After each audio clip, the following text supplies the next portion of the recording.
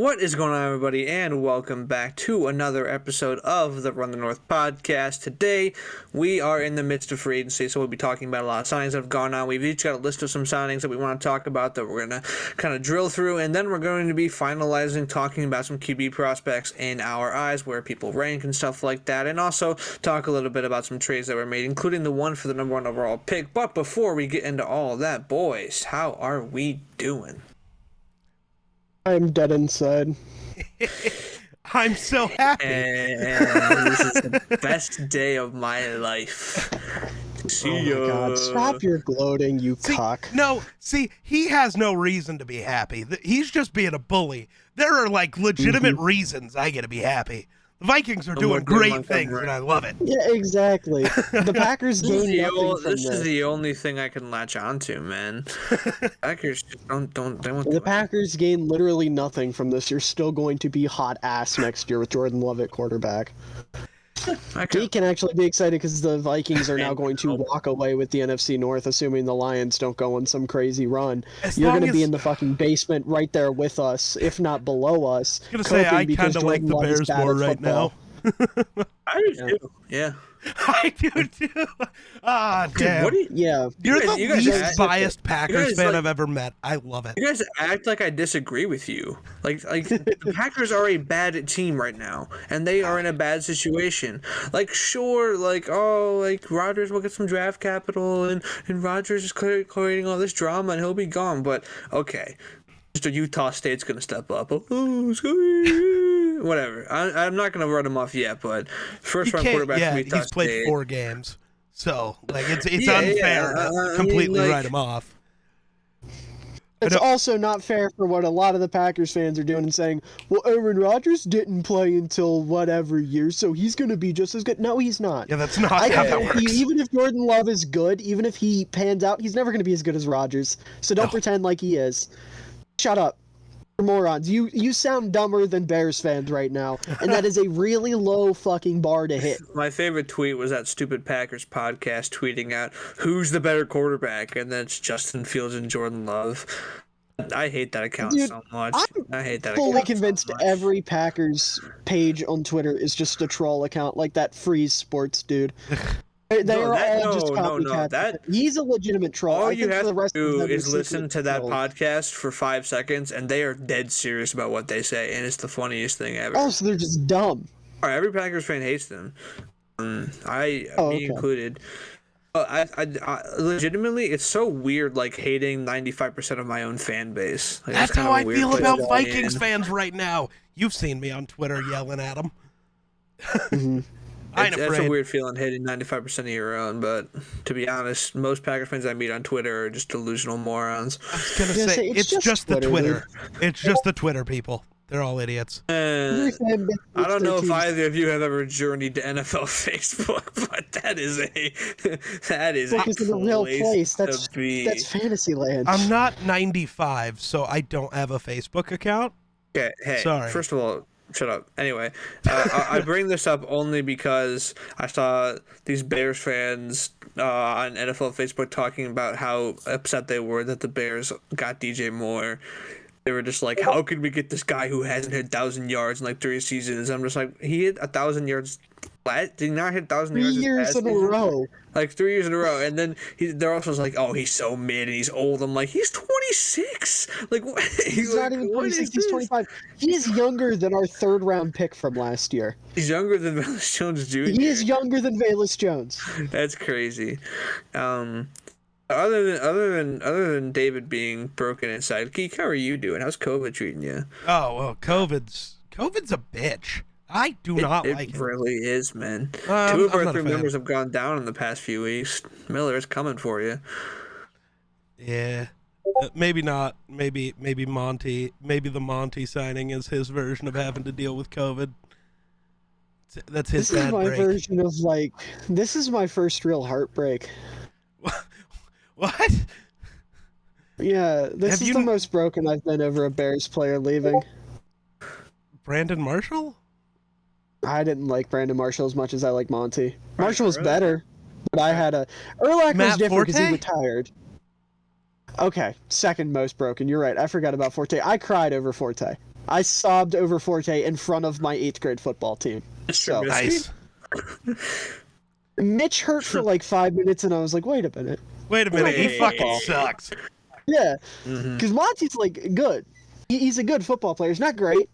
He's good. He's going to have an impact on Detroit. He's going to score touchdowns against us. No. And that is going to hurt. The only guy in Detroit who scores touchdowns is Jamal Williams. He's not coming back. They said after the Monty signing, he's I not coming forgot back. he was not under contract. What? Okay. The Lions have the least menacing two-headed running back duo in the league. Right. It's so funny.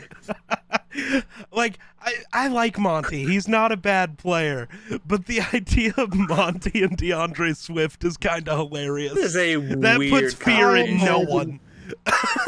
They'll get rid of Swift hold and up. draft like fucking Bajan Yeah, but if they don't Robinson in the first get rid of round. Swift, what number is Monty gonna wear? Monty will stab DeAndre Swift in the locker room and steal his number because he is an alpha and Swift Wait. is a beta. What did Monty wear in college? 32. I think Did he he? wore 32. What He did wore 32 at Iowa Swift State. wear at Georgia? I don't know, but he better remember it quick because Oh. Monty's taking his number.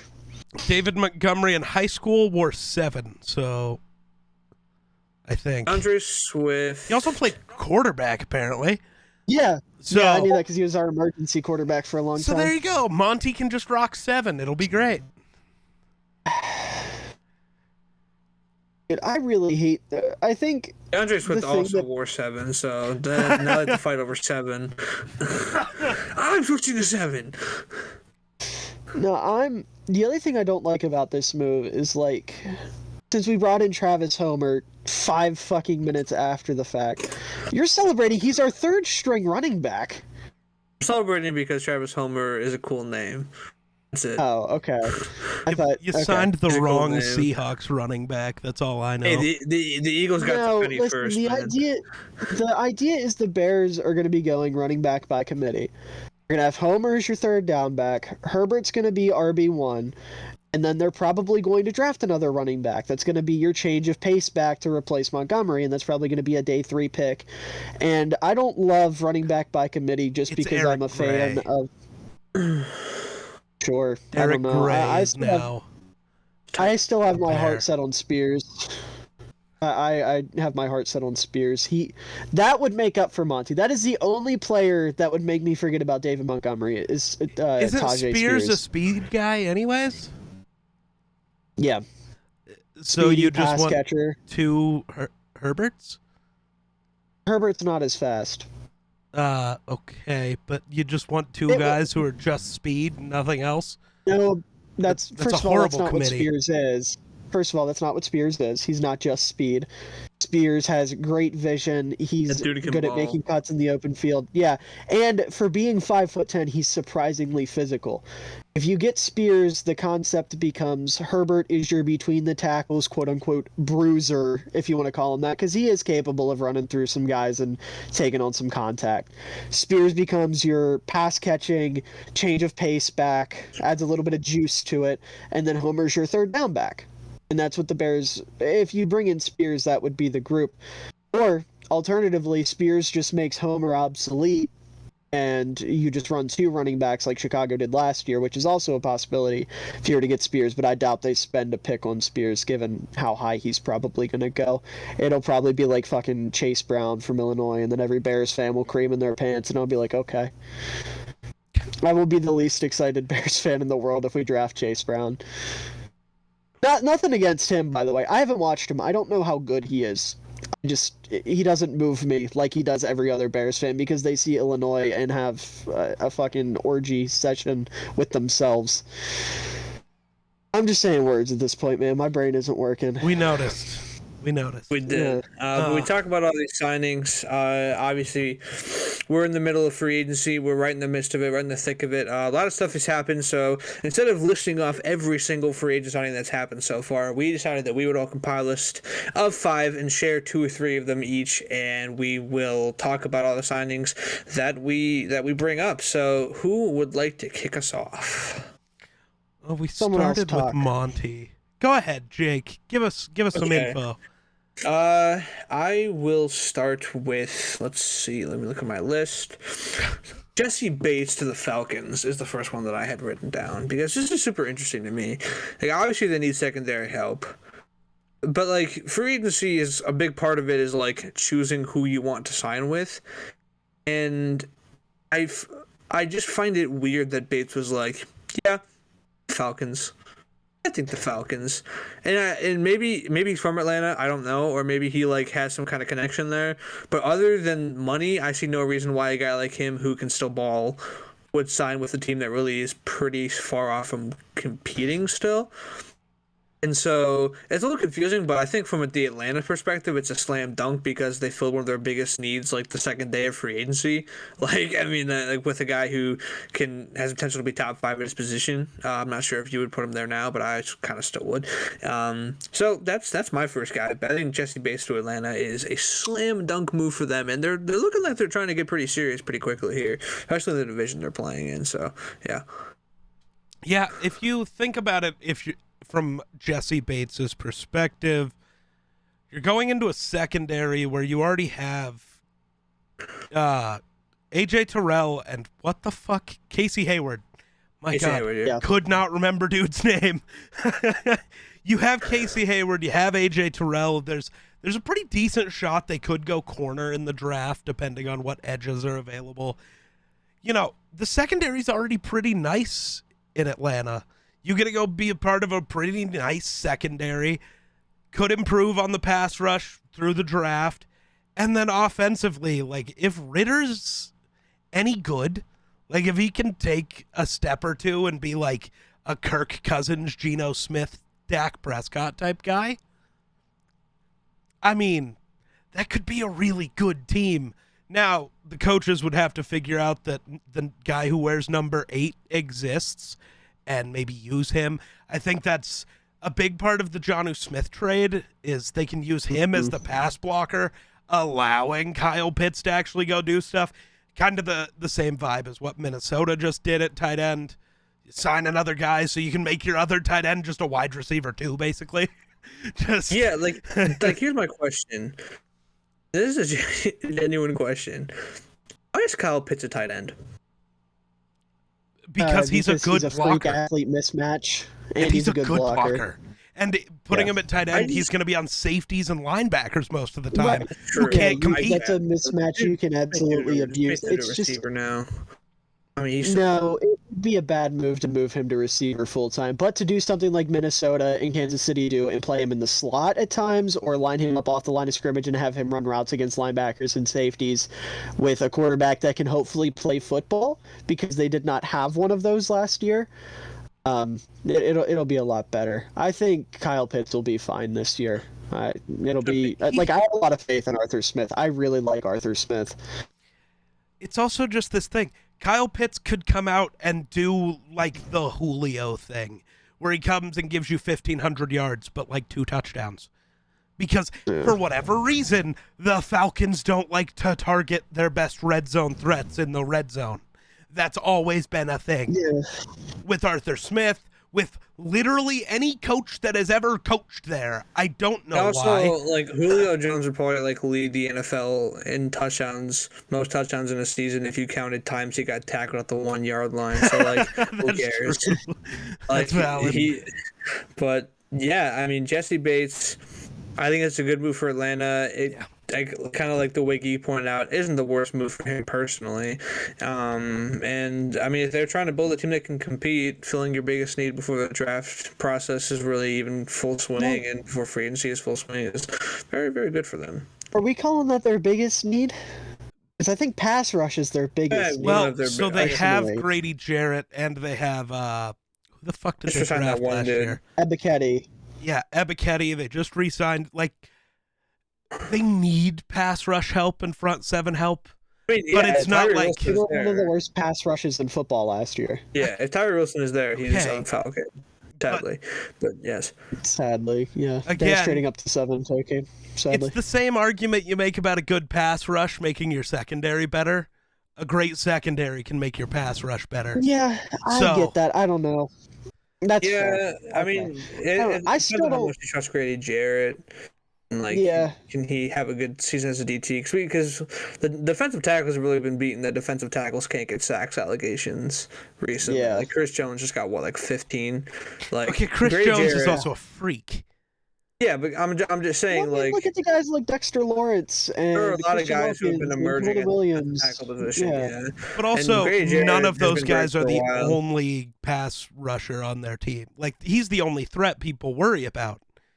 Okay, that's and he's fair. still had 6 sacks last year Yeah. as, like, He the wasn't even only that guy. bad. Like, I get in 2021 he had 1 sack, and that's a tough year. But, like, that's also not exactly the role he plays either. So, I don't know. Yeah. I'm not mad at it.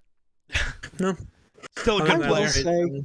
with the Jesse Bates thing, I don't love the contract. I really don't. Maybe I'm a little too low on Jesse Bates, but what is it, $16 million a year for a guy who's not like, he's making top 4 safety money and he is nowhere close to one of the 4 best safeties in football. Like, I get that his free agency. He's definitely close. No, I think he's I- 5. He's definitely close. I disagree. Who's better? Well, who are you I taking? wanna over? argue I'd have this. to think about it.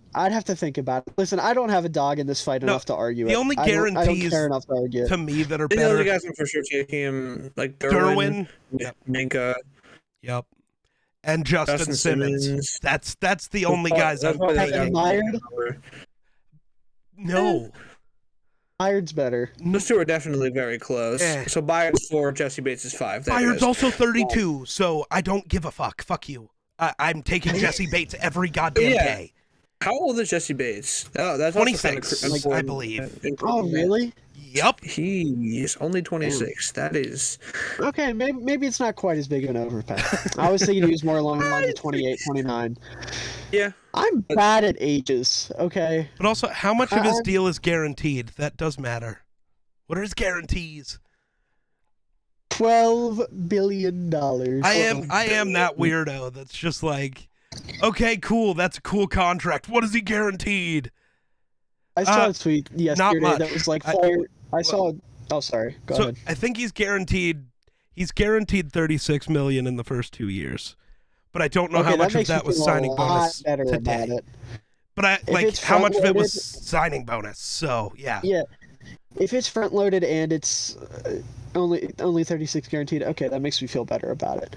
Yeah. But I was going to say, I saw a tweet, I feel like it's very relevant to free agency, where somebody was like, player gets signed for 4 years, $80 million, and then it comes out that the actual guarantees is like 1 year, 45 grand.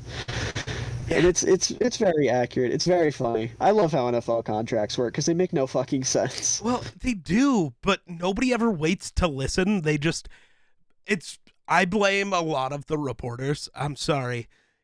Give me the full details in your first fucking tweet. You don't need 2 of them. I'm sorry, Yeah. Ian. Type another 2 fucking letters. It's not that goddamn hard. Yeah. Like, because the Josh Oliver signing for Minnesota, I know I keep bringing it up, and it really doesn't matter because the dude's basically just there to play left tackle too. Like, he's not going to do anything other than block. That's it. But his contract, 3 years, $21 million. Everybody freaks out. Why are we giving a tight end $7 million a year? We're giving him 3. He is guaranteed $3 million. And guess what? We have an out after this year. We're not paying him next year. Like, I'm sorry. They need... I feel like it is on these insiders. They need to be better about what they tweet out about contracts. Because all they do is just confuse people and create mass hysteria over stuff that literally, had you just typed another line, could have been avoided. Yeah.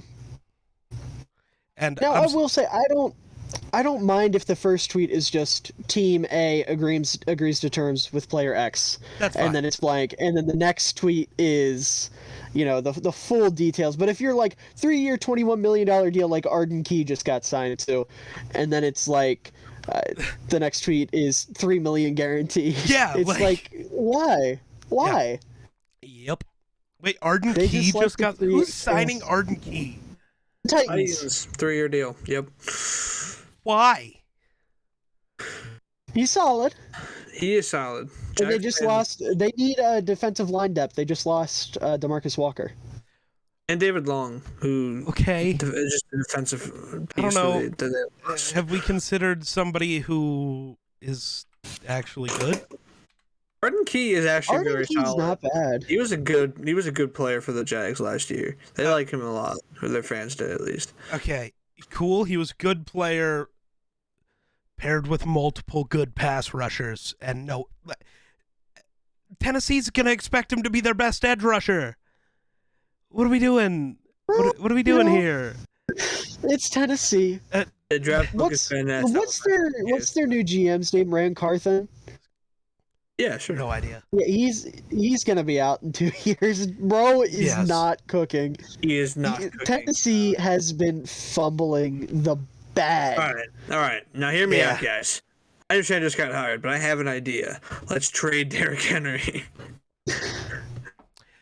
At this point, they should. I feel so bad for that guy. Well, you can't move Tannehill. Nobody wants his dumbass. Doesn't mean you can't bench him. It's more of a variable. Oh, hold on. But benching the him Jets doesn't wanted save him any Tannehill. The Jets literally literally only care about Rodgers right now. If they don't get Rodgers, I don't buy if it. Rodgers is like, I'm going to get traded to the Jets and then retire, which I'm not ruling out. I'm not. Valid. Rodgers is the biggest troll on this planet. He is. And honestly, so if funny. that's how he goes out, I will gain immense respect for the man. Yeah. I will take back every bit of Dude. slander I've ever said if his plan is to get all of If his he boys does jobs in New York just to retire. If he does that and gets the Packers draft capital and whatever else, I'd buy. Why'd you have to ruin it? Yeah. If he was to do that, yeah. Ruined it. There You know go. what? We had this great, fun though. fantasy, and now you're like the Packers are benefiting from it. No, we hate You know it. what's great, though?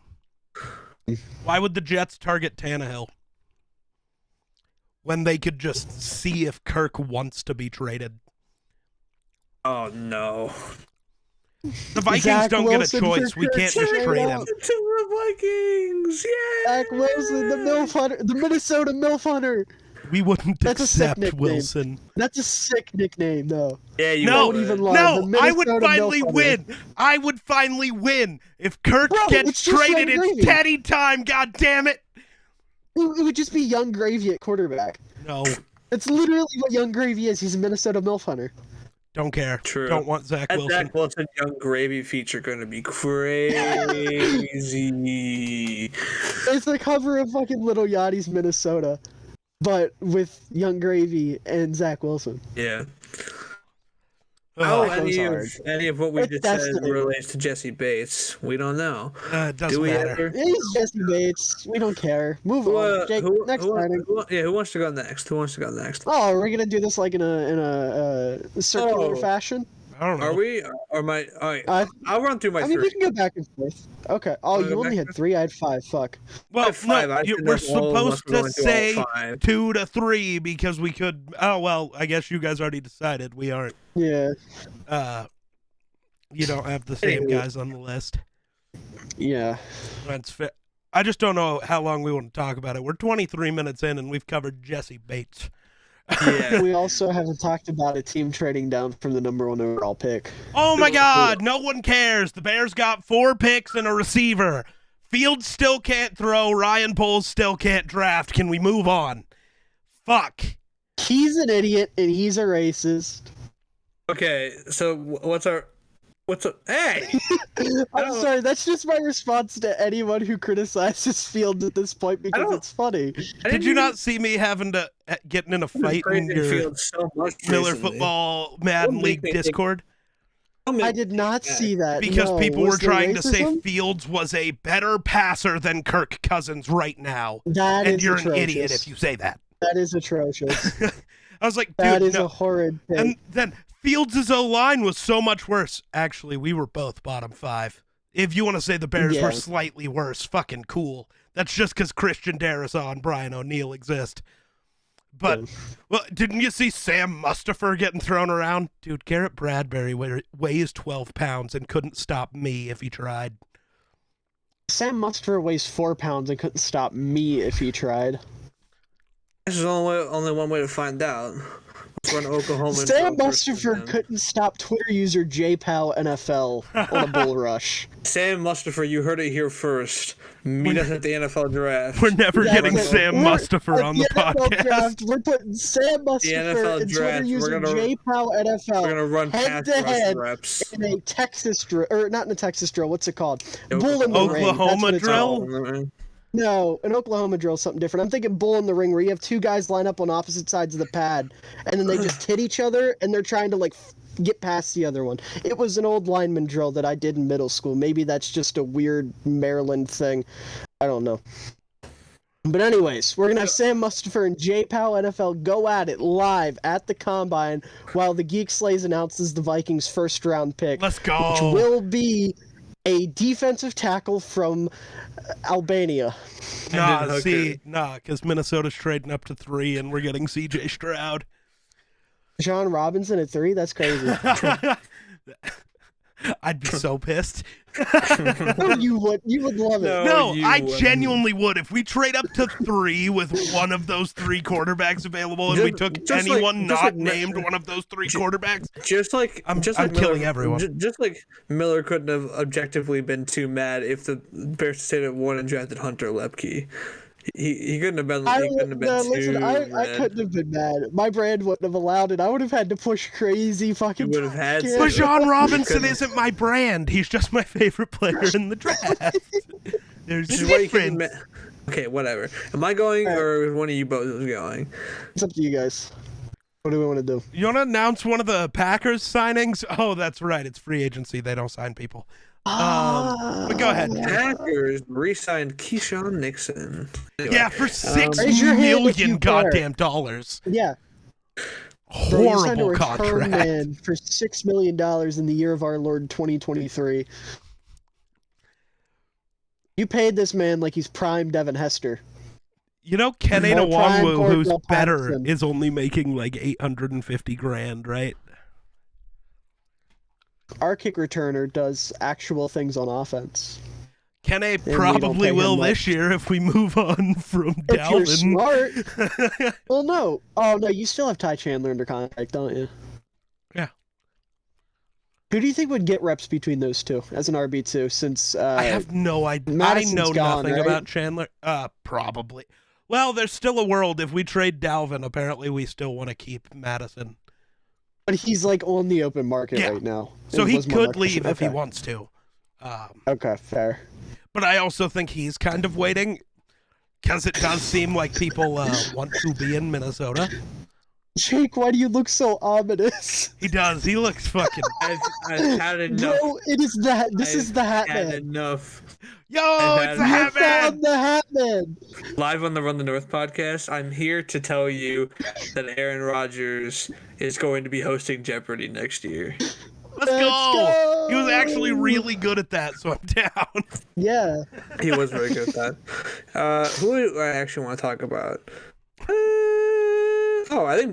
Jacoby Myers to Las Vegas, I think, is pretty interesting because he's their wide receiver 1, obviously. Their wide receiver 3, and he'll be the top target for Derek Carr, and who now? And John Gruden will do a good job coaching him, I'm sure. I'm sorry. Who's their quarterback? Who's that head coach you just said? What year is it? And I'm sure Darren Waller certainly will be there. I'm sure nothing happened between him and the Raiders. Surely nothing bad happened to Darren Waller. And surely Charles Woodson still plays football, so they'll be fine on defense as well. Man, I can't wait to see what Marcel Reese does this year. I can't wait to see what they do with Khalil Mack getting another defensive player of the year. Yeah, I can't wait to see what Khalil Mack does. Do you guys think Ted Hendricks is going to be in the MVP conversation this year? Nah, but Nnamdi Asomugha will when he doesn't allow a single reception all year. I can't wait to see Jim Otto wear the number 00. Let's go. Bring the 00 back. Bring 00 back, but keep single 0. No, bring 02. Stop being a whiny bitch. Jesus. 00 should be reserved for like nose tackles and centers, and I think that would be sick as fuck. Okay, but just bring 0 back. What's wrong with 0? It doesn't have a value. It's not a number, it's a concept. Yeah, just I'm not gonna go there. Moving on. You know what? Yeah. Geek's way smarter than I am. He could have fucking dunked on honestly- me so hard if he wanted to. I was about to, but I changed my mind. About the Raiders, and talking about the Raiders, we can kill two birds with one stone. I can get 2 of my signings out the board, and I can finish my 3. By talking not only about Jacoby Myers and them getting a weapon, but somehow, some way, Darren Waller is a New York football giant, which is super interesting. So a couple of things to talk about here. Starting with Myers, I think he's actually super solid, and he's just like, everyone's like, oh, he's bad because he didn't score a touchdown until like his 2nd or 3rd year. Just like, well, okay, sure. But like he's actually been pretty solid for New England, and I mean, I don't know what's going on with Renfro. I kind of was not paying attention to the Raiders at all last year, so I don't really know why he wasn't relevant. Because the Raiders weren't relevant. Yeah, basically. But obviously, I mean, it's not like they're signing him to be their wide receiver 1 or anything. So it's not like there's too much at stake for them. And I don't have any contract deals pulled up, so if somebody wants to call this an overpay, go for it. But I don't know what they paid him. 3 years, $33 million. I don't know what the guarantees are. I guess that's probably around right for him. But I think the bigger story here for me is Darren Waller. Not necessarily a guy I expected to be shopped, especially if the Raiders are trying to be serious, which they never seem to be, so I guess whatever. Waller to the Giants is super interesting just because they got another weapon for Daniel Jones, and they got another weapon for their offense, but is he not a little old? Is he not? My bad age is I think he is 30, but they're going to be able to cook with him, so does it really matter? Yeah, and who else could they have signed? Very good with him. Like, what is there? Even if Jacoby Myers was on the board, is there a receiver worth more than Darren Waller? Especially for what was it? Drafting one of the top tight ends wherever they're drafting, which I think would have been a good move. Like I think I mocked them Kincaid for a while. Now I have no idea where they go because if there's no receivers on the board, now really like either Johnston or Njigba's falling in the draft. Now that's a guarantee. Will they fall to the Giants? I don't know. Not my mocks, I guess. Well, but wait, why are they guaranteed to fall? Who's taking them? Who's taking them? Packers aren't taking a wide receiver in the first round, and you know it. I actually have a little bit of hope that they will this year. And second of all, the Texans will take one at 12. Texans good. So the Texans will take one off the board. Are we sure? I'm not saying they will. They could. Possible. Right. I definitely think it wouldn't be the worst move in the world. And I also think, like, before the Giants, there's like 15 teams that need a receiver. So I think the chances of the top 2 guys, one of those 2 falling, is it's possible they fall. I just don't think it's a guarantee. If there's going to be any of them, it's going to be JSN because he didn't run the 40. But yeah, neither did Johnston. He tested well. And Johnston, JSN had a good combine. Johnston dropped because he measured in shorter and didn't run the 40. Didn't run. JSN didn't catch well. He had drops all day. You're right. Yep. And then JSN killed the short area agility drills, which is what you want a wide receiver or a slot wide receiver to be really good at. Yeah, he lived up to his hype, and Johnston fell so hard on his goddamn face. Yeah. Pretty tough. Dropping, yeah. Like we talked about it, he went from being, how did you put it, Geek? He went from being like Randy Moss generational type receiver to potentially being like another, another guy. He's a jag. Oh my god. N'Keal Harry. That's the name I was looking for. That he is what I said. Plays for my football team. Yeah. Or played for my football team. He's currently a free agent. He's probably not coming back after the DJ Moore trade. He's not coming back, sadly. And JSN is not a Bear. Experiment failed. Thankfully. As awesome as I think that would have been. It would have been cool, but I'm not willing to spend a top 10 JSN would still be your second best receiver. I hate Mooney. Yeah. He's so... And then Claypool, he doesn't move me at all. He's fine. Okay, this isn't the Bears receiver roasting session. Go back to Jacoby Myers talk. This is Jacoby Myers and Darren Waller talk. Myers would be the second best receiver on the Bears too. There, I brought Jacoby back into Back Can't into the keep bringing fold. in washed I would be the receivers. best receiver on the Bears.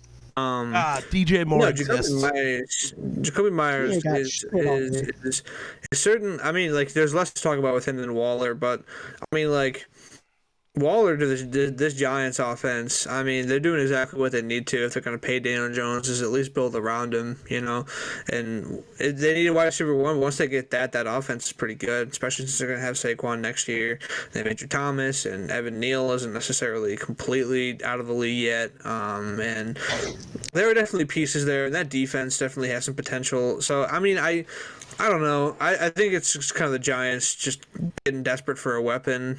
He's a little bit older, doesn't really fit their timeline too well, but these next few years he's going to be very good for them until he inevitably just starts to decline athletically, like every tight end does. If you're the Giants and you're trading for a 30-year-old pass catcher, do you want the guy who has kind of always relied on his, athleticism and Darren Waller, or would you have rather traded for D-Hop, a guy who his athleticism literally has never mattered? I mean, they still could, to be fair. I doubt they do. They're not. I don't know. That's a lot of capital for a team that needs a lot of help to give up. OBJ will be a Giant again. OBJ is not going to be a Giant. I'm sorry, he wants to play for a good team. Sitting on his couch. Did you not see the thing I shared yesterday? He's a Viking. What was it, Buffalo and Minnesota? No, Kansas City and Minnesota, according to the one insider. Well, that's probably a better choice considering Buffalo. Should I go play with Mahomes or should I go play with Kirk? You're thinking of it wrong. Should I go play with the team I don't? Receiver? Should I go be Justin Jefferson's shadow? No. He'd be in Travis Kelce's shadow too. Should I go work with Andy Reid? Or go work with the coach I had a great season with, almost won a Super Bowl MVP with, a coach he already knows and loves, or go play with a team who has kind of been in on him every year but refuses to commit. Yeah, I just want to put it out there. When I said the Justin Jefferson thing, I was saying that to Minnesota's advantage. Oh, that's valid. I wasn't saying that as a slight to Minnesota. I was saying it because if he's Justin Jefferson's number 2, that's less attention on him and therefore more targets and more production. He would get the 110 targets Adam Thielen got, and I'm going to argue OBJ would do more with those targets than Thielen did. Yeah, that's not even an argument. Yes, he would do that. He's better than whatever age Thielen is right now. Yes. Yeah. I'm I'm down for some OBJ. And number 3 just got freed up because Cam Dantzler's gone, so it's a sign. Didn't he sign with the Commander, or not sign with? Didn't he get claimed by the Commanders? Yeah. For him. He's a commie now. Yeah, poor guy.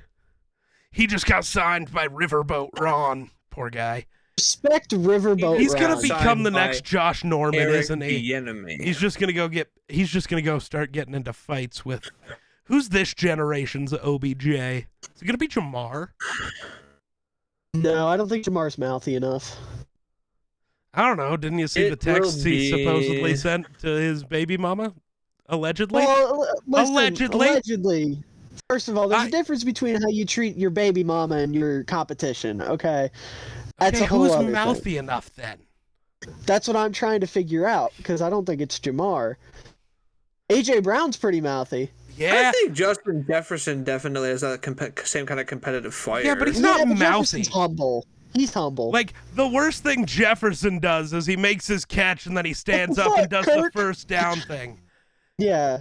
And he yells at his quarterback. His quarterback's the only one that's going to get shit from him. I guess that's not true. He was a dick to Stephon Gilmore, but it was kind of deserved after. Oh, Gilmore is known for running his mouth. Well, no, it was after Gilmore purposefully hit him in the head 3 times. JJ started being a dick about it. I missed that. JJ cooked him 4 different times, and the one time was walking into the end zone, and JJ stopped and stared at him before he stepped in. Just because, fuck you. I love when receivers... Listen, I love when receivers do that. Yep. That's awesome. I love It's one of the best things in football. Yeah, no, I just want to say real quick with the Darren Waller thing, I'm a fan of it. Oh yeah, I don't hate it. I like this move for New hate it. York. First of all, you have Brian Dable, who Uh-huh. has experience with athletic tight ends, and he's getting the Dawson Knox got a little bit of juice to him. I'm not the only person to say this, okay? I'm not the only person to say this. I took those words right out of Brett Coleman's mouth. He's dead. I don't know. The shadow realm for a second. I don't know what happened. Okay. Anyways, point being, he's gonna have a fucking field day with Darren Waller in his offense. He's going to find some absurd, wacky shit to do with him, and like you guys said, best option they had at getting a weapon other than D-Hop, but who the fuck knows what's happening with D-Hop? That's weird. I think if D-Hop's getting traded, he's going to a team that feels more like a contender. Yeah. Like, I'm sorry, Daniel Jones doesn't give you that much confidence. No. Like, I could see, not the Saints, I guess, because cap hell. But, you know, a team like the Vikings, a team like Buffalo, a team like Kansas City, like those level of teams who think they're competitive, but have a quarterback that receivers wouldn't go, what? No, I don't know. He's not a quarterback. He's not. Everybody gangsta till he ends up in Detroit. Dude. Byron Murphy solos. This guy. It's true. This guy. Anyways, Jake, what? Oh no, you gave us your 3, right? Those are my 3. Yes, somebody else has to go now. Okay. All right. Miller, go ahead. All right. So, the Bears. You better start with the correct one. The correct one? Yep. There have been 4 moves. There's only one move you can talk about. I can and will talk about all 4. I don't even care if we talked about it last week. There's only one that's valid for you to bring up right now. And if you don't, you're fired. You're off the show. I genuinely have no idea what he's talking about. Oh my God, Kari Blasingame, you fucking idiots. Yeah, I was just getting ready to say, you mean finalizing the Kari deal, like it being official? Yeah. Okay, well, yeah. I mean, that became official yesterday. That's the only Bears move that matters. You're right. You know what? We'll talk about the Bears in a minute. Let's just talk about the fullback moves that have happened. Go! Let's start there. Yeah. So, Kari got a 2-year extension in Chicago. Woo-hoo! Obviously, well, that was my second boo Christmas. because Chicago, but woo for Kari. Yeah, I'm getting his jersey. That is the next jersey I'm purchasing, is a Kari Blasingame jersey, now that I know that he is a Bear for an extended period of time. I can do that without fretting. Jakob Johnson went back to the Raiders. Very, very underrated move, by the way. Him and Josh Jacobs might be the best running back fullback duo in the league, period. I know you're going to say Ham and Cook. I still don't think Cook's on the team next year, so I can't. I'm just trying to think of. Okay, I was just thinking, racking my brain. Yeah, you've got Damian Pearson, Troy Hairston, Use checking CMC. Herbert. It's not close. Oh my God, yeah, you're Jesus right. Christ. CMC is a Niner. Sorry, Apologies. not trying to be rude. My brain forgot that CMC was a Niner. You are absolutely right. My apologies. I did too. That was like the 12th team I got to in my head. Right. Yeah, so the second best. Because the other top fullbacks for Card has J.K. Dobbins. Doesn't move me. Ham, we don't know what he's going to have. Kari and Herbert, love them to death, but they're not on the same level. What else am I missing? Derek Watt, Najee Harris. Najee's kind of mid right now. We don't know where he's at. And they don't let Derek Watt play, so it doesn't even matter. But he's good. He's damn good when he's on the field. Right. They just don't let him get on the field. So. Right. But yeah, anyways, point being, those two are fucking awesome together. It is no... Call me crazy, but it is no coincidence that Josh Jacobs had his best career year when you plop a top 6 fullback behind, or plop a top 6 fullback in front of him. There is no coincidence there whatsoever. He was fucking moving dudes for Josh Jacobs last year. And I had Raiders fans who didn't give a shit about fullbacks, but didn't know anything about fullbacks, telling me that they were in love with Jakob, that they wanted him to stay on the team for life, that they wanted Jakob around just as long as Josh Jacobs is there. That warmed my heart. I love Jakob Johnson. He's one of my favorite fullbacks in the league. But anyways, those two. And then you've got Keith Smith. He's going back to Atlanta. big move there. He really, really improved as an offensive player last year. He's always been a sick player on special teams, came in as a linebacker. So he's always been really good on kickoff coverage and punt coverage. And now, this past year, he improved tremendously as a run blocker and a pass blocker, and the Falcons paid him for that, and I'm very, very happy for him. I will say it does kind of make me sad because they've got Clint Ratkovich waiting in the wings, and that is my boy. I love Clint. So hopefully he goes somewhere else and is able to start somewhere. The Falcons get weird and run 2 fullbacks. Won't happen, but a man can dream. And then Michael Burton of the Chiefs, today, like 20 minutes ago, signed with the Denver Broncos. Yeah. And that's a big-time fullback upgrade for Denver. You're going from Andrew Beck, who was a tight end playing in the backfield, which we still love him. We love and respect Andrew Beck. But Burton's that guy. He's been that guy. He's my boy. He was a Bear. And, it'll be fun to see him blocking for another one of my guys in Javonte Williams next year.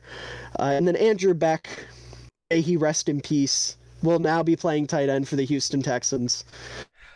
He got signed by the Texans, and they already have Troy Hairston, who is an elite fullback, so the only purpose he would serve there is moving back to tight end, and that's sad, because that means one less fullback, but it's okay, because we're getting at least one psychotic elite fullback in the draft this year, maybe 2, depending on what the fuck happens with Jack Coletto, so we'll take it. So, before we get into the rest of your stuff, I kind of know we're going to skip over the Broncos because I know I'm not bringing them up for my picks later. So we should just mention that the Broncos might have the best free agency so far. They are going insane. They're going all in the hopes that Russ is that guy. Yeah, the only thing I don't like is how much they gave McGlinchey. I think he's a little overpaid, but you got to overpay for tackles nowadays. $50 million guaranteed over 5 years, $10 million a year for. My God! Okay, Jesus Christ! Again, missed the guarantees. Yep, that's my point. With and then the Ben Powers deal only being $28.5 million guaranteed over 4 years. Ben Powers is Ben Powers, that's a good signing. He's on my Ben Powers is so good that he doesn't fit Chicago's scheme in the slightest, and I wanted the Bears to sign him because he's that fucking good. Ben Powers is a dog. There's some guys like that, yeah. Ben Powers is that. Yeah, and I don't mean any disrespect to McGlinchey. He's a starting caliber NFL tackle. He's just not an elite tackle. Yeah, $90 million. That's insane. At 50, I'm okay with it. Yeah, I didn't realize because that's $5 million less a year. Either. That's also $5 million less a year than Brian O'Neill. In the Broncos that tracks to me. Zach Allen was a sick signing. Alex Singleton Jones replacement. Dude, Zach Allen. Alex Singleton is in Denver. I missed that. 3 years, $9 million guaranteed. He's making $3 million a year. That's a sick signing. Because Sean Payton wants to be serious. He wants to be serious, and that's why they brought in Burton. By the way, fun fact: Burton was a Saint when Sean Payton was there, and they were. Oh, really? Payton spoke very, very highly of Burton. He likes him a lot. Zach Allen, that is probably the most, if not the most underrated signings of the free agency. I'm going to tell you the most underrated signing here in a minute, but Zach Allen's definitely one of them. And then Samaje Perine as your. I missed that completely. Holy. Yeah. Samaje is a Bronco. Yeah, that's a backfield. Yeah. That's a good I hate it. I'm pissed. I'm sure you do. I hate it. I said this in my TikTok about all the moves they made. If Sean Payton can kind of get Russ back into shape, he will. It's Sean Payton, and he will. If Sean Payton can do that, there's no reason to say that this team couldn't make a run at second place in this division and beat out the Chargers, depending on what they do. There's no reason they can't make a run at first place in the division if they keep this up. Patrick Mahomes exists. That's the issue. That's exactly what we said about the Chargers this past year and everything. Yeah, that's fair. And they're giving him good tackles. God, if the Chiefs get Laramie Tunsil, it's Mahover for everyone. It really is. The Chiefs are. Jawan Taylor was such a sick signing for them. Best pass blocking tackle on the market. And they're gonna get Adam Thielen too, the little bastards. Yeah, he's going to Carolina. He's gonna dude. I swear to God, I will come out and say Adam Thielen is the dumbest motherfucker to ever live if he signs with Carolina. You have to be an idiot. He'll be wide receiver 1. No, That's he all he's won't. ever Terrace wanted. Marshall and LaVisca Chenault are better. Shh, don't Never tell him thought that. I would hear. He doesn't know. He doesn't know. But my point is, yeah, you'll get to be wide receiver 1 on a team that goes 6 wins and misses the playoffs, or you can go to the Chiefs and go win a Super Bowl, being probably their leading touchdown scorer on the team. He'll probably put up another 16 touchdown year with Mahomes. Because all Thielen does is come in the red zone and make catches because he doesn't know how to drop a ball. Yeah. That's the problem. You won't be able to wear 19. Doesn't matter. Maybe Kadarius Toney switches to 89 now. Maybe he gets his number back, but one I find it really funny that this dialogue is happening because it is tattooed on him, isn't it? Just about a year ago, we were on a TikTok live together watching Packers Vikings, and we had an argument for like 20 minutes about why Adam Thielen was or wasn't a top 10 receiver. You know what? A year ago, that was a valid conversation. Times are changing. You can't have 30 touchdowns in 2 years and not be in the conversation for a top 10 receiver. Sorry. That's like a year ago. I was not a fan of a certain linebacker, and now he's getting paid a lot of money to play for my team, and I'm very ecstatic about it. Also, Thielen wore 9 in college, so he could just wear 9. Or 84, because he also wore that. Valid. So, Dillard, you've been keeping me on the edge of my seat here talking about this underrated signing, so let's hear it. Okoronkwo to the I butchered his name. It's Ogbonya, something like that. Okoronkwo, the defensive end from the Texans, going to the Browns, is the most underrated signing of the free agency period. That dude is a dog. He is an absolute dog. And him being your edge 2 opposite Myles Garrett, and then getting the big guy that I'm sure Geek's going to want to talk about here in a feh minutes, in the middle, in between them, is spooky. That is, they got. I mean, again, they got Thanos, and I'm pissed. Yeah, dude. They got that. Yeah, literally, like they. Again, like the Falcons, like their front 7 was so bad last year, and now they added 2 really underrated guys at each position. Okoronkwo was like the dark horse edge signing for anybody that needed an edge. I really wanted him in Chicago. That dude didn't play for the Texans, so we would have been a lot. He would have been. I got paid a lot more money, but and then they kept Ethan Pocic, their starting center, who was the best center on the market for like nothing. He's very good. That is their offensive line is still pretty good with Wyatt Teller and Joe Patonia still there. Forget their tackles, but that offensive line is still good. I hate Wills and Jedrick. The other one. I don't know who the other guy is, but I hate to say it because I don't want to speak too positively about the Browns after what they've done, but they're having a good offseason, and you can. But yeah, I mean, I'm sure Geek is off somewhere trying to find his Infinity Gauntlet thing. Yeah, while he's doing that, let me tell you about another really underrated signing. Very good. Signing I'm a big fan of. The Indianapolis Colts retaining linebacker E.J. Speed, Tarleton State legend. That is not a move that's going to get a lot of people excited. It was like a 2-year deal worth $10 million or something. But considering the linebacker core the Colts currently have, with Bobby Okereke leaving for New York, this is massive. He is a quietly very vital piece of their defense. Keeping him and then getting Shaq Leonard back next year is going to be huge for the Colts linebacking core. You want to keep your guys around. EJ Speed did a great job filling in for guys this year after primarily being a special teamer. So he deserved this raise. He deserved to get a new contract, and he's going to be a starter for them this year. And I'm fully confident he's going to continue to be really, really nice for the Colts. Now he's not a Superman linebacker. I'm not saying that, but he plays a role, and he plays that role incredibly well. He's one of the best role players in the NFL. Again, he's not a superstar. He's never going to be super productive. But what he does in the run game, being able to play in his zone in the passing game, he does what he needs to. Geek is looking off into the distance. He does not like what I had to say. Well, no, it just doesn't. You got to keep your guys around as they let a way better linebacker walk.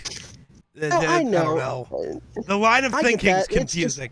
No, and then I got confused. I didn't see Samson Ebukam got signed by the Colts. I didn't know he got signed.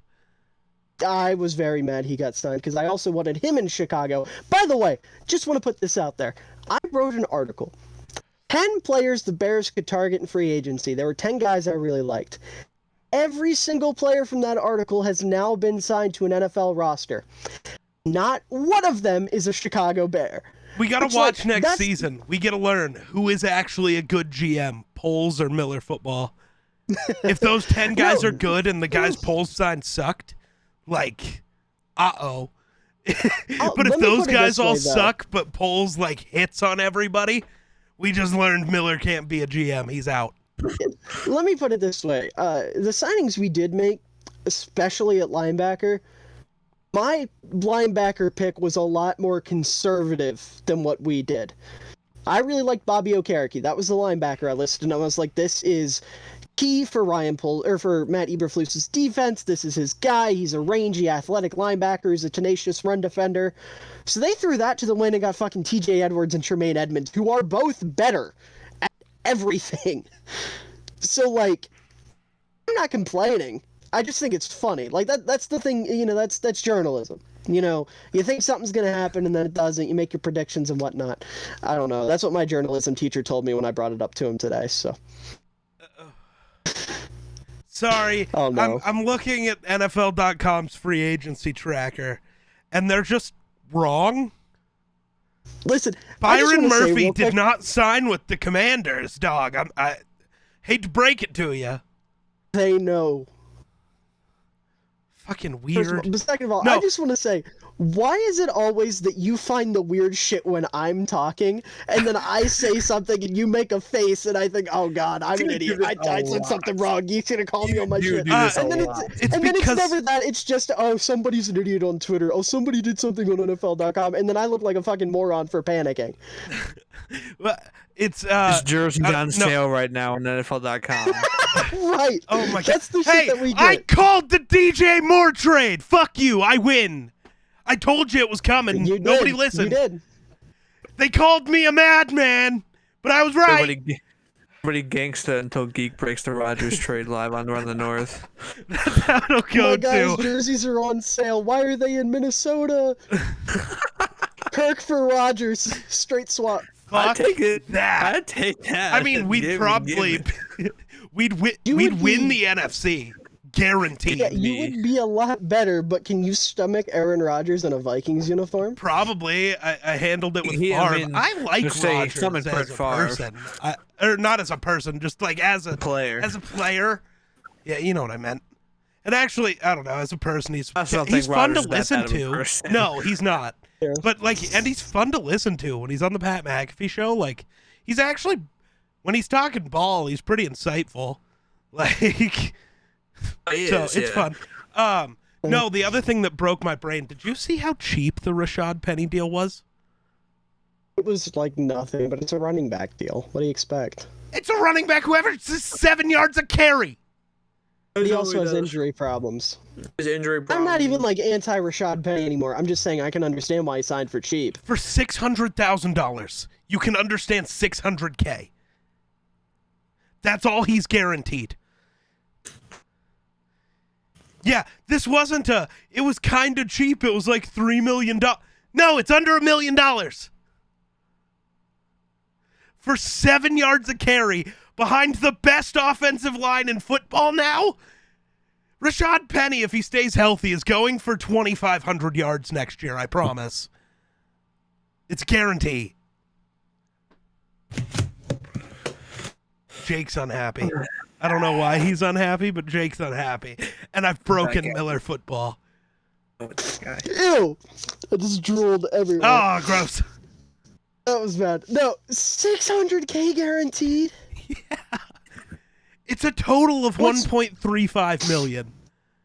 He could rush for 2,500 yards next year and only make $1 million. Howie, bro. Just $1 million, because that 0.35 is all going to taxes anyways. That's nuts. Miles Sanders is a Bear. Nah, dog. Miles Sanders is Better than the fucking alternative. Where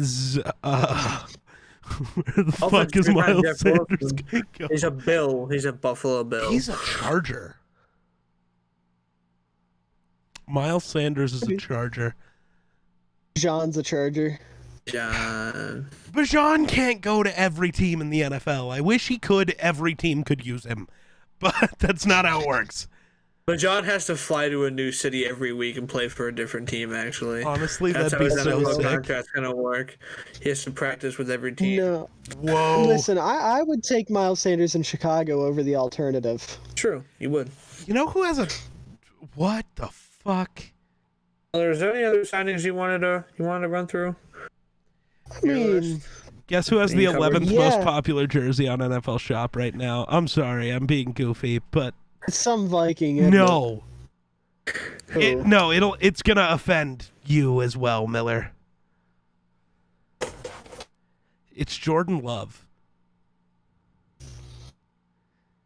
He has the 11th highest selling jersey in football Packers right now. fans are To be fair, blowing their... Jalen Hurts holds 5 of the top 10 spots. Yeah, it's Hurts. Everybody loves Jalen Hurts. Right. Only one quarterback in the NFL. Sorry, but what the fuck? The only other signings I'd want to touch on is how much the Bears have been cooking. I'm sure... Doing a good job, I will say. Yeah, Poles has been cooking. Edmonds deal is I good. love... I love the Edmonds deal. I'm really surprised by how much I love the Edmonds deal. It's front-loaded, and he is the prototypical Mike for what Matt Eberflus wants. 6'5", he can play sideline to sideline. He took a massive step in the right direction in coverage last year. He's always been a really good run defender. So you're going to be able to play a little bit more cover 2 when he's going to be able to your pole guy and be able to drop back in coverage and play the middle of the field.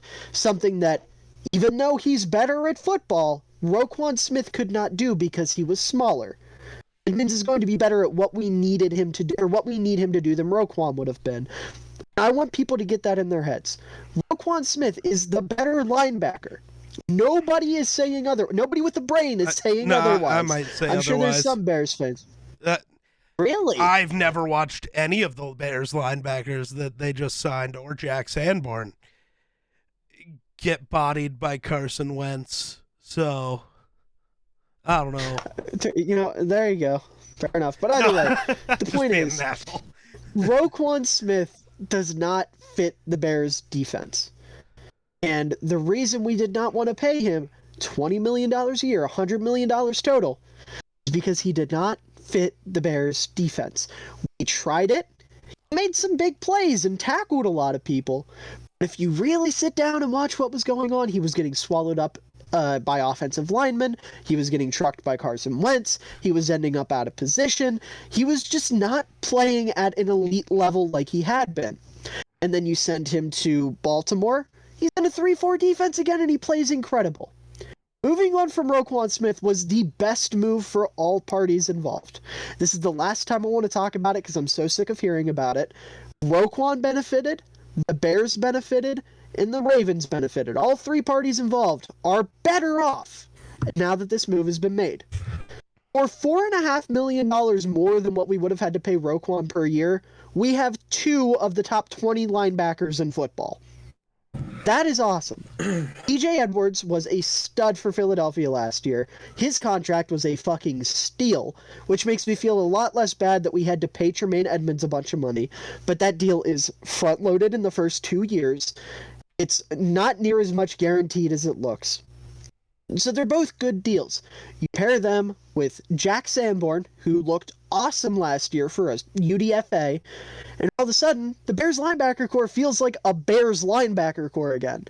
This is, I'm not going to go as far as half the Bears fans want to go and post a picture of Brian Urlacher, Lance Briggs, and Hunter Hillenmeyer, because they're not that. But it's one of the better linebacker cores in football. And that's what the Bears are. They're a linebacker team. And that's what Ryan Poles and Matt Eberflus just did. They got the linebacker core back together. It's not the best linebacker class in terms of the draft. Now you don't have to worry about that. You can focus more on the defensive line and the offensive line and the secondary and maybe a running back and maybe a receiver or two. Like, they're in much better... or they're in a much better spot now that they've paid money to the linebackers. And then DeMarcus Walker, I'm not going to sit here and act like I know everything about him, but he was productive last year. In fact, single-handedly was about as productive as the entirety of the Bears' defense last year as a pass rusher. He had like 4 less pressures than all of our defenders total and had over twice the amount of sacks as our highest sack leader, which was Jaquan Brisker, with 3, and Walker had 7. Which is the same amount as our entire starting defensive line combined. And he had 20 quarterback hits, which would have been first on our team by like 15 or something stupid. So, again, I don't know a lot about him, but he's productive. He fits a need. At the very worst, he's a rotational defensive lineman who we got for cheap. And then Nate Davis, good run blocker, solid pass blocker, starting caliber offensive lineman. And then Travis Homer, obviously, is like a third down back, good pass blocker, good receiver. So I'm happy with what the Bears have done so far. And then, obviously, the big move to get a solidified number 1 wide receiver was incredible. Fair enough. Let's talk about the real biggest move of the offseason. Sam Darnold to the 49ers. They finally have a real QB. You laugh. I don't actually. I definitely know think you don't Sam laugh. Darnold's I'm talking to the viewer. Garoppolo. The viewer laughs. Yeah, but Purdy sucks. Garoppolo's always hurt, and Trey Lance is a Viking, unfortunately. So I don't know. Okay, I'm just you can reaching. keep up with your delusions, but hey, how is it a delusion? Okay, all... let's be honest. If during training camp they decide Purdy's their guy, which they could. Like, he did just take them to an NFC Championship game. I hope John Lynch isn't that dumb, man. Oh, he didn't. It's not up to him. It's up to Kyle Shanahan. So, and we know he's an idiot when it comes to quarterbacks. So. I mean, if Brock Purdy had actually taken them to an NFC Championship game, then sure, do that. But I don't know, 49ers fans, 49ers players, they all tell me it was all Brock Purdy. So. Clearly, we should listen to them. Well, yeah. 49ers fans with half of a brain cell talking out of their asses about Brock Purdy. Being like, actually, Brock Purdy sucks and we hate him. Like, well, no. if they were honest, maybe they would have. So you're either calling them all liars, or maybe they were all just honest. And Trey Lance is a Viking, he sucks. But if he's a Niner, he has great potential, and I can't wait to see him play. That's fucked up. Those are my thoughts.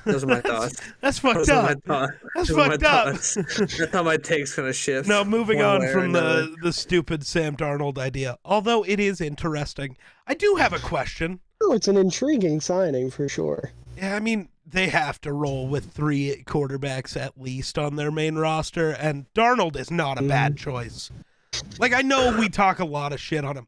With how easy that fucking offense is to run, like, as long as Darnold's not seeing ghosts again, he can probably be productive in it.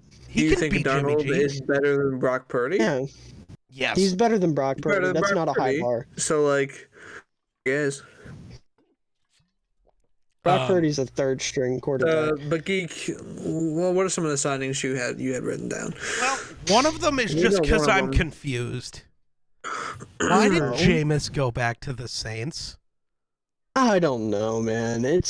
He could have possibly been a starter somewhere, or at least gone somewhere where he could compete for that job, or maybe he been a backup on a wants team to be a backup. Yeah, but you also could have chose a team where, their new starter isn't one of, the few Iron Men of the NFL who, only has ever missed time because his leg snapped in half. Again, maybe he just likes the culture in New Orleans and wanted to stick around in the locker room. Yeah, and I mean, it's just weird. It is weird, but also the guaranteed next guy up, depending on what happens to Carr. Maybe he's hoping Carr sucks. I hope he sucks, or if Derek Carr gets injured, he knows he'll be the second guy up because Dalton signed with the Panthers. So, yeah. That one at least makes sense. They're gonna go get a young guy, and now they have the red light was a bridge. Right. Like this kind of makes me question though. Is it Richardson at 1? I hope it is, because then you start Andy. I am telling you, it should not be CJ Stroud. It should not be CJ Stroud. I am so passionate about this. Why do you dislike Stroud? It's not that I dislike Stroud that much. It's that I think that passing on Bryce Young or Anthony Richardson at 1 would be crazy. Passing on Bryce Young makes sense. I'm sorry, I don't want a 12-year-old. Passing on Bryce Young makes sense too, I guess. But Anthony Richardson, in my opinion, he's my QB1, and I wouldn't pass on a 1 if I was sitting there. I wouldn't. CJ Stroud, I mean, he's good, and he's one of the best pure passers in this class, if not the best pure passer in this class. And he's a guy who, like, if the Panthers are in a position where they're ready to win, and they are, maybe you draft CJ Stroud because he can start day 1. But, like, if you want to look more towards the future and just have a superstar guy, I don't know. I would take Richardson. But if they take Richardson, the Vikings have to get up to 3. Dude, Stroud. Oh, my God. Please. Trade everybody not named JJ and TJ. I don't care. Everybody Stroud goes to Houston at 2. Houston won't take Stroud. Yeah, because he's got the same agent as Deshaun, doesn't he? Yep. Never mind then. I forgot about that. I don't like the agent thing, but I don't really care. Agent isn't the problem. You know? What? Yeah. You have a it's like I don't care that he has the same agent as Deshaun. I mean, let's be honest, Deshaun's agent might be the best in the NFL. He has destroyed the quarterback market with the deal he got for his guy. So, like, can't be mad at the agent. Yeah, fair. But, dude, if there's a possibility at Stroud, I don't care. As long as it's not JJ or TJ, I don't care who we have to give up. Anybody's available. Fuck it. Trade me. You are now forced to be an Arizona Cardinals fan. That's not how that works. They trade your fandom. Except that's not how that works. I will backstab the Cardinals so fast. What if the Cardinals give you a 7-figure salary to be a fan? Don't care. You're telling me if the Cardinals called you up and offered you $9 million a year guaranteed to be a fan, you wouldn't quit on the Vikings? No, because they just got CJ Stroud. I finally have a QB to be excited about. This doesn't happen for me. You would have Kyler. True. And Bijan. The Cardinals wouldn't take Bijan. While we're on the topic, Kyler with zero receivers is literally less moving than starting Nathan Peterman. Hypothetically, you get to make the first round pick as well as the trade, or when you get traded over. That's interesting, but still no. You can pick anyone you want. Right, but like, so just be an asshole and take fucking Kayshawn Booty because I don't want the Cardinals to be good? And then you get shot. By who? Cardinals. The entire team shows up to your house with a single gun. Why the fuck did they give some idiot their pick then? Some idiot who literally said, I'm a Vikings fan. Publicity, and then you ruined it. So now the entire team is going to show up to your house with 122. Guys, and they're all going to collectively shoot. While we're on the trend of looking at Twitter and Instagram and breaking news live on the podcast, some Austin Eckler developments. Apparently there is a team that has emerged as at least the top suitor. It seems like this is via NFL Instagram, via a source that I follow. Who's the source? One guess as to who that team is. Uncovered. NFL. Who?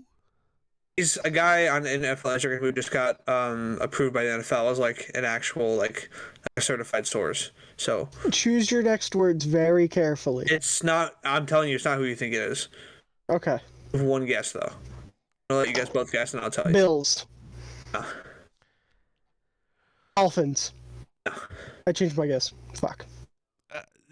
This is the team right behind the Bears, by the way. The Bears are number one. That makes zero fucking sense. This is the team right behind the Bears. Who do you think it is? It's the fucking Commanders, isn't it? There's no way.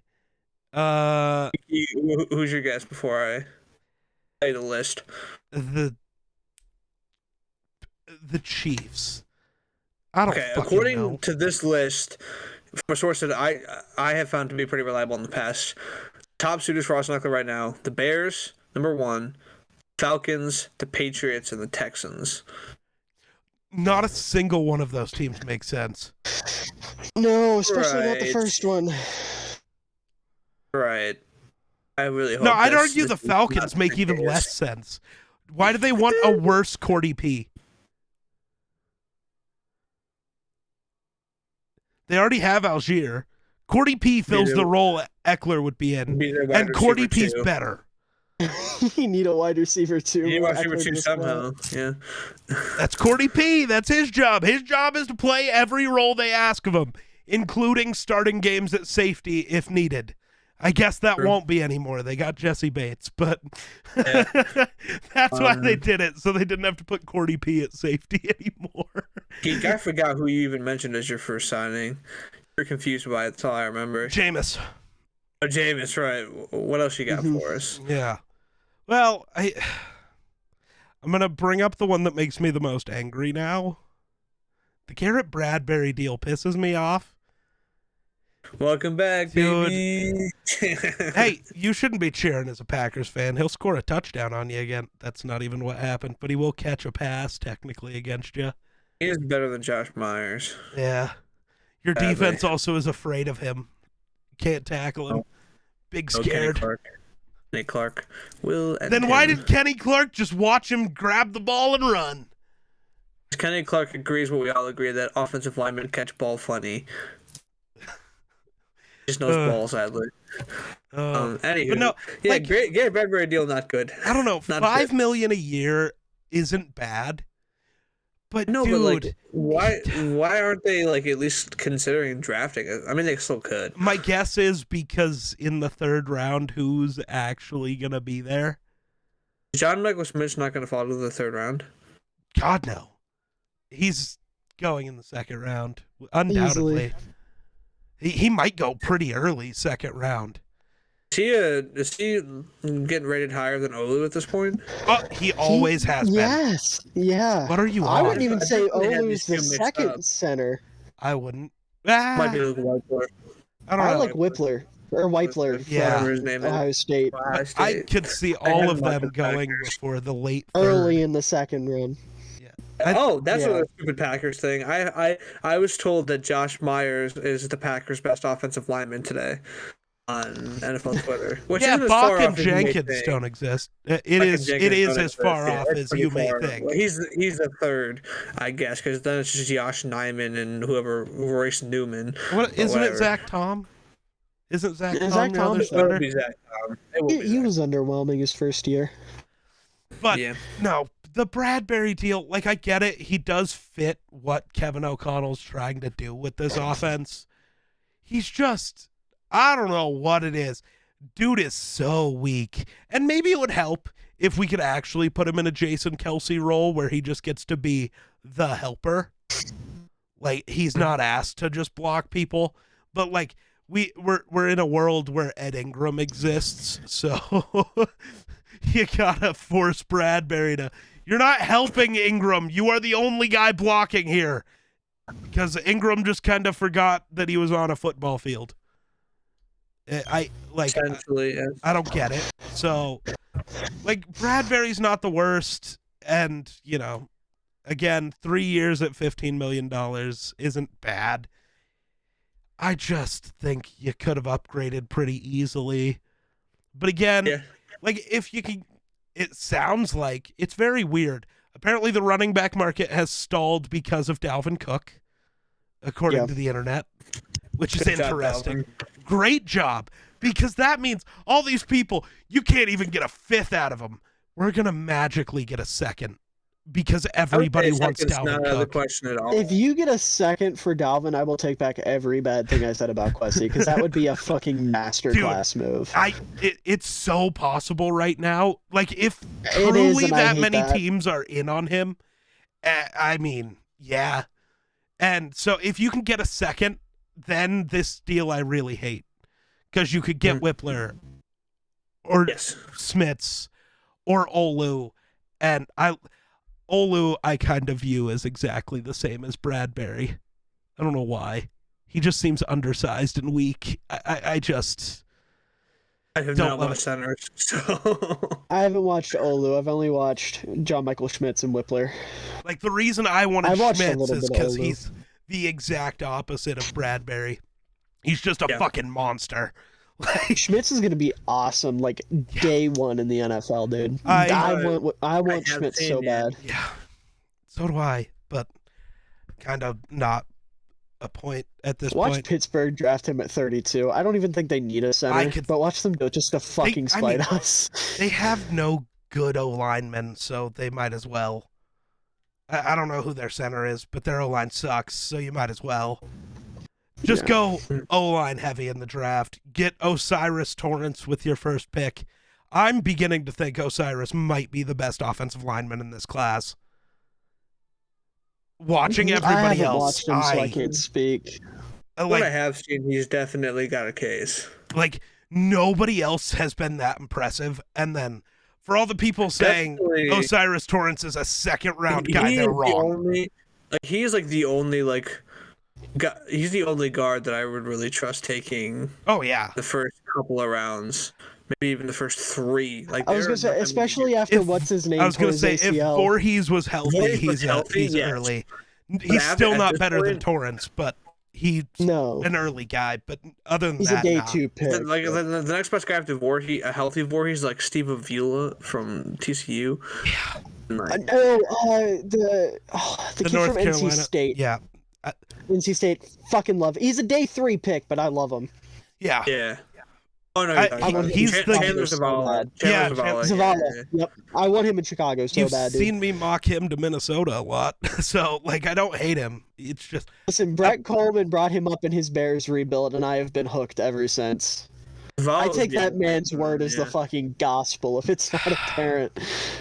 To mix with the Bradbury deal, the Vikings also made another move that I hate. Why'd we re-sign Greg Joseph, dog? Kicker. Like, kicker time. Dude, I'm supposed to be the kicker guy. I'm going to get to the important kicker signing in a minute. But I hate this. Greg Joseph. Cameron? No. No. Good God, man.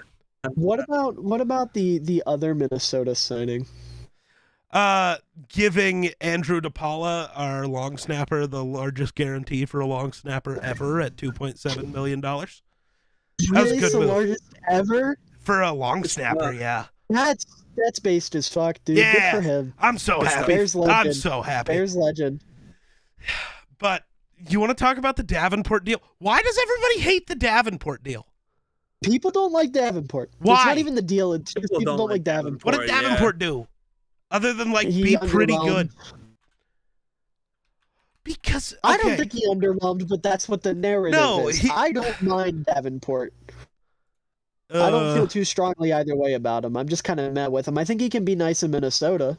I think he can be great if he can stay healthy. Yeah. I think he could have been great in New Orleans if he stayed. I mean, I'm sorry. He's played in...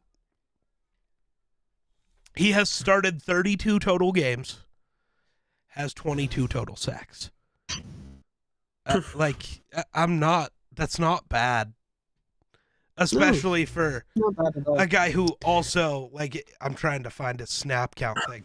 He has never once gone over 65% of snaps. Never once. That's crazy. Never once. Yeah. Last year, he had 9 sacks, and he played 62% of offensive snaps. Or defensive snaps. Yikes.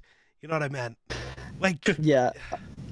Saints fans are just mad because they gave up so much to go up for him, and then he couldn't stay on the field, so automatically he sucks, and he's worthless, and he's never going to amount to anything. And I don't agree with that. Like you said, he's done well in the limited amount of time he's been on the field. It's just a question of how long he can stay on the field, which is why he got such a small deal for a pass rusher. Yeah, and, like, he's not even going to be, like, a real... So, I think Minnesota would be smart to replace Jonathan Bullard with him and actually put him as a down defensive lineman. But even if we use him as an edge, like, it's still a rotation. We have Daniil Hunter, DJ Wanham, and Patrick Jones the second. Like, it's not like he's going to start every snap anyways. Like, he's going to get rotated out no matter what we do. He's just another piece. And I'm sorry, $13 million. I guess that's fully guaranteed. I still don't know. So I'm just going with it. They haven't said. No, it just says 13 million, but like nowhere does it say that's guaranteed. It's just 13 mil. I have no idea. But even if it's guaranteed, like that's not bad. Like for a pass rusher, it's really not bad. I'm okay with it. Like that. I don't know. This move doesn't like, oh my God, it's incredible. I'm so happy. But it's also not like it's bad. It's just like, okay. Pass rush depth in a team on a team with Brian Flores, who's going to be dialing up that fucking pressure. I'm okay with it. This is fine for me. Fair enough. I don't know. Did you want to talk about EK to the Chargers before we... EK to the Chargers, I hope he can go win a ring. Like, I'm rooting for him.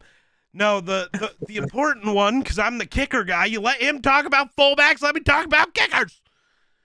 God damn it. Kicker guy. You've never once mentioned a kicker before in your life. Confirmed. For great Joseph, so of course. Incorrect. Even that is so incorrect. No. Talk about your stupid kicker. The Colts signed Matt Gay to a 4-year, $22.5 million deal. The Rams kicker. Huge deal for Matt Gay, which means when Justin Tucker's contract comes up, he's about to get $10 million a year. 100%. Oh my God. Baltimore will let him walk because Baltimore has no fucking money. Or if they do, they just refuse to give it to anybody that actually matters. I guess they went and signed Trayvon Mullen as if that fucking helps them. I'm sorry. I hate the Ravens so goddamn much. For as much as everybody always talked about how this was supposed to be one of the best franchises in sports, they're so great to their people.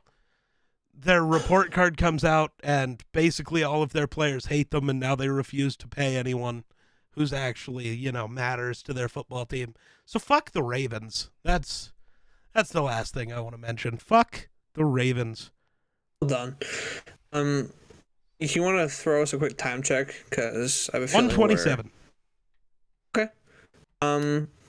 Well, I think that we're going to be pretty long-winded about quarterback prospects if we were to go into them. True.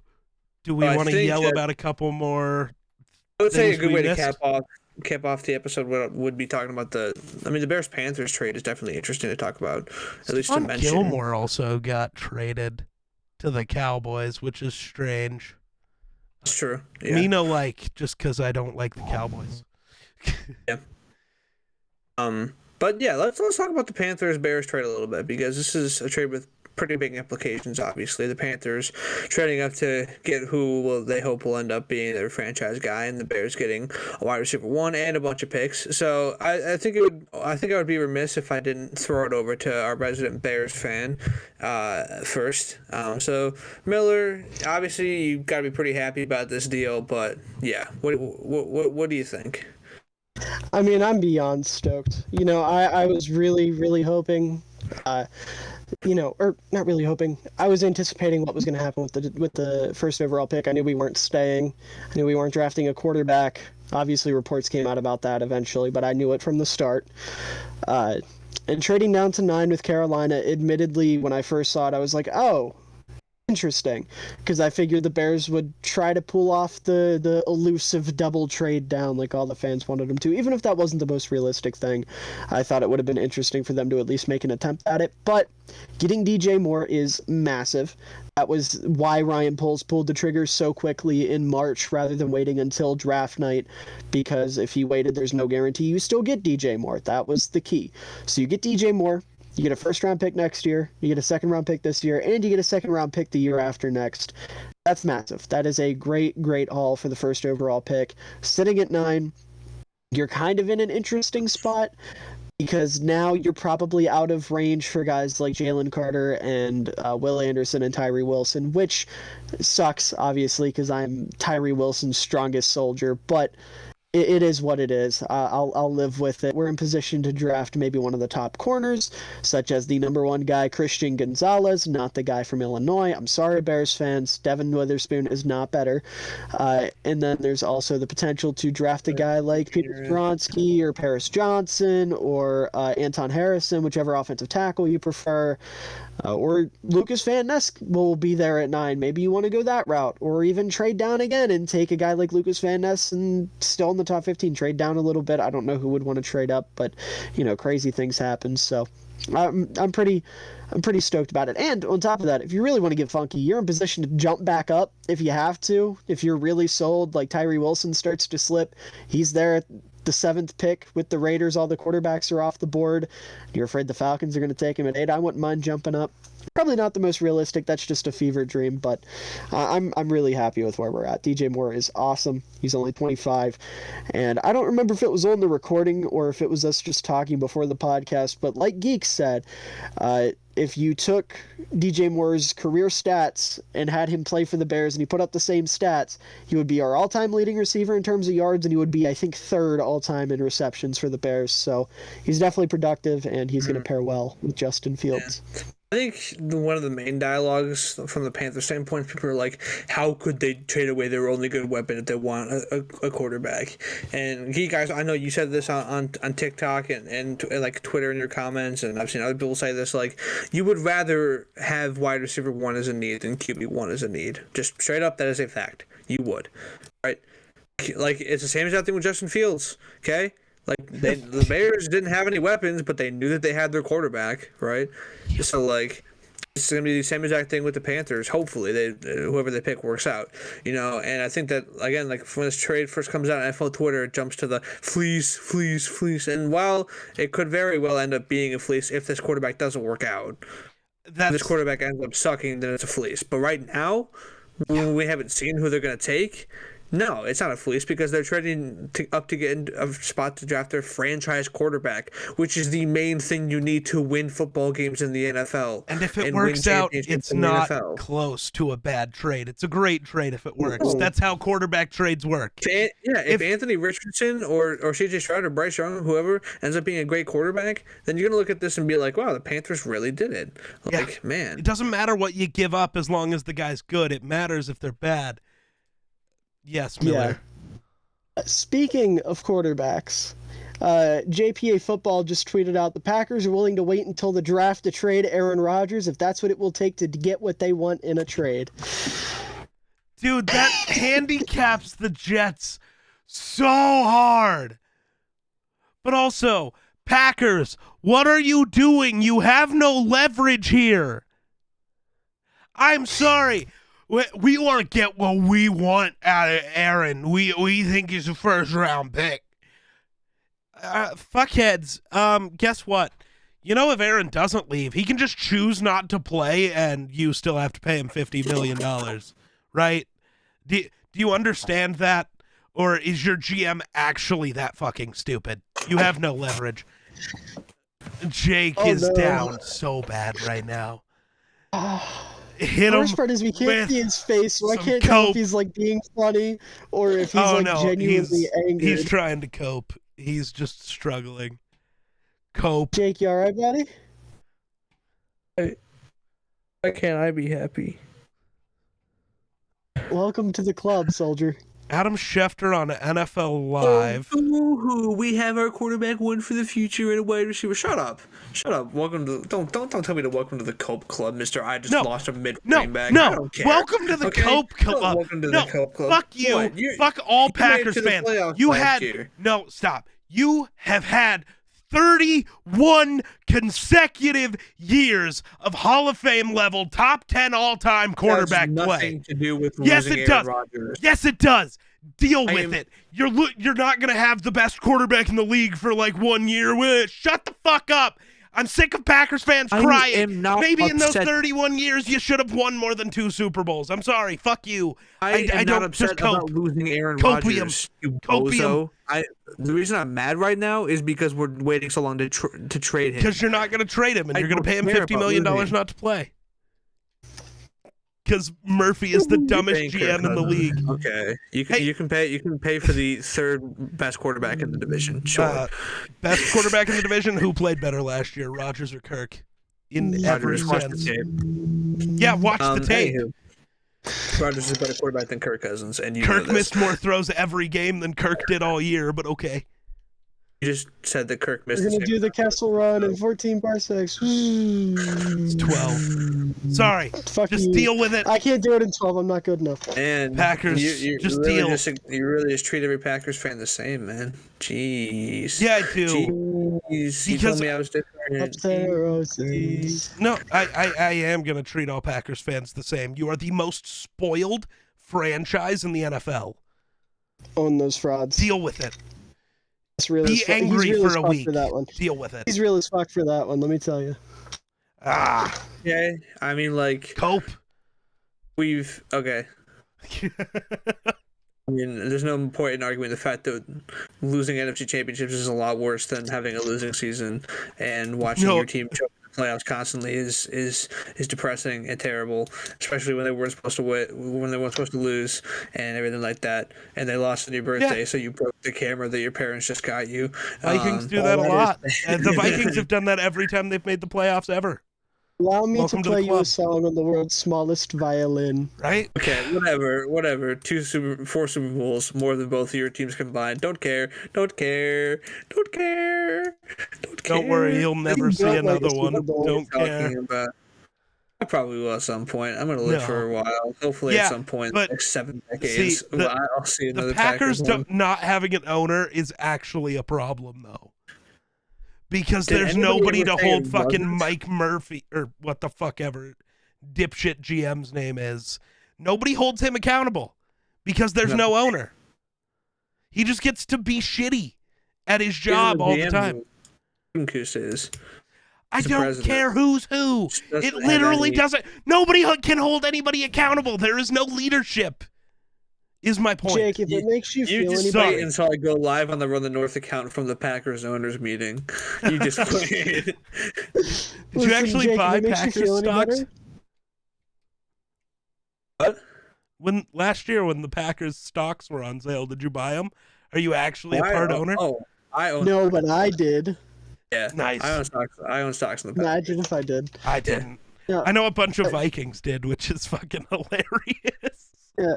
Listen, Jake, if it makes you feel any better, probably. I posted my TikTok about David Montgomery, and you know how I put sounds on all my TikToks, so there's like background music. Mm-hmm. I turned it down to 15%, which I normally do, which is like the light little bit of background music, but TikTok decided to turn it back up to 100 so you can like barely hear me talking, and everyone in my comments is like, turn the music up, I can't hear you. It's like, shut the fuck up. Oh my God. TikTok sucks. It's not my fault.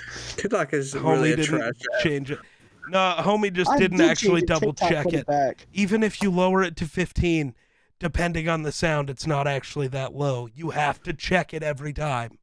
You can't just hope. I was in a rush to get to the podcast recording. You were already 35 minutes late. Be 36. Actually, I wasn't late. I actually wasn't late because we agreed originally to record at 10, and I got here at like 9:58. You got here after 10, dog. It was after 10 when you got in here. Well, sadly. Actually, if we want to be real, it's not even 10 yet, but that's okay. Yeah, You weirdos who live in the future. Yeah, you're just behind, bro. Can't Oh. keep up with the times. Yeah, we already know all the free agency stuff for the next few hours. Yeah, we're You have streets to ahead, wait. brother. You have to wait. Oh, We're streets ahead. we already know that Dalvin oh Cook my got God. traded to the Bills. This tweet had me so confused for so long, but it finally makes sense. I So have a Justin Fields football card. Adam by the way. Schefter said on NFL Live that the holdup for Orlando Brown Jr. signing with a team is that the league, which includes Ryan Poles, because apparently the Bears are still very much in, but Yeah, the league views him as a right tackle, so I called it. I'm cool with No, that. this is what killed me. But OBJ wants to be paid like a left tackle. I was like, dog, what Get does your bag, Odell brother. have to do with this? What? And it finally Odell's clicked. just trying to get his Orlando bag, Brown Jr. It's OBJ. I just don't Yeah. know why the fuck you'd say OBJ if it wasn't OBJ. There's only one of them. No, I genuinely think this guy might have just not realized what he said. Probably. Respect Orenthal Barotis Jr. Who? That's the real OBJ. Yeah. Who? Orenthal Barotis Jr. Who? Boys, The real OBJ. do you boys have anything else to effectively add to our conversation? Because I do have a discussion point post recording. I don't know what Harrison else has Smith. happened. Is somehow still a Viking? I'm so confused. Okay. The Chris Thomason tweet, did you see that this morning when I quote tweeted it? And I was like, what the fuck does this mean? I texted Harrison Smith and he just sent a photo back of Prince. I did see that. So Chris Thomason is actually a guy who might be able to text Harrison Smith. Like I could buy that. But I don't know. I'm so confused. Listen, if that's Harrison Smith's response, it's pretty badass. I respect it. Hey, Yeah. Prince is a Minnesota legend, so Yeah, exactly. maybe that does mean he's staying, because Harry is also a Minnesota legend. Minnesota man. All right. Jake, I think we're done. All Did we right. even cover the Panthers-Bears trade? Yeah, okay. My Yeah, I brain is gave my dead. 2 cents on it. Yeah, we want to thank you guys so much for listening to this episode of the Run the North podcast. We obviously, like we've talked about, have some pretty big things in the works, trying to get some interviews going on with players. I already have one kind of in the works. But yeah, Kind of in the works. it's in the It's in works. the We are moving forward. We're going to be making our first podcast appearance as a trio in a couple of days here, hopefully, if everything goes to plan. And yeah, so if you guys are not following Run the North on all social platforms, at Run the North on TikTok, Twitter, Instagram, everything you can possibly think of, and obviously Run the North on Spotify if you aren't following us here. And yeah, that's all we got for you. We will see you next week. Bye, guys.